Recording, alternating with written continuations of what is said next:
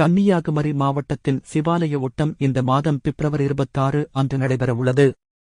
மகா சிவராத்திரியில் நடைபெறும் இத்தகைய ஆன்மீக நிகழ்வு கன்னியாகுமரி மாவட்டத்தில் உள்ள 12 பண்டைய சிவாலயங்களை சுற்றி பக்தர்கள் 100 மைல் தூரத்துக்கு ஓடுவதைக் கொண்டுள்ளது.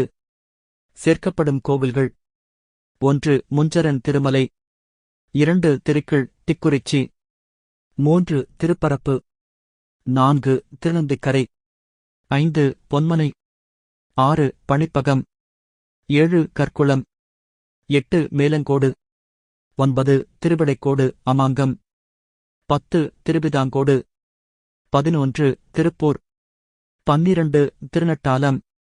சிறப்பம்சங்கள்: இயற்கை சூழல்: இக்கோவில்கள் மலைகள் மற்றும் கடலால் சூழப்பட்ட பண்பட்ட நிலப்பரப்பில் அமைந்துள்ளன. வரலாற்று முக்கியத்துவம்: இப்பகுதி ஒரு காலத்தில் திருவிதாங்கூர் அரசின் ஒரு பகுதியாக இருந்தது. அதன் தலைநகரம் பத்மநாபபுரமாக இருந்தது. பக்தி வழிபாடு: பக்தர்கள் ஓடும்போது ஒரு பனை இலையால் செய்யப்பட்ட விசிறியை ஏந்தி செல்வர். அவர்கள் ஒரு வாரம் நோன்பு மேற்கொள்வார்கள். இதில் இளநீர், நுங்கு மற்றும் துளசி நீர் உட்கொள்வார்கள். புராணக் கதையின் தொடர்பு: இந்த ஓட்டத்துடன் பாண்டவர் பீமன் மற்றும் சிவனின் பக்தரான வியாக்கிரபாத முனிவர் தொடர்பான ஒரு புராண கதை உள்ளது. பீமன் முனிவரிடம் பால் கேட்க முயன்றபோது பல தடவை சிவலிங்கங்கள் உருவாகியதாக கூறப்படுகிறது. இறுதியில் முனிவர் பீமனின் பக்தியால் களங்கமின்றி பாலை வழங்கினார்.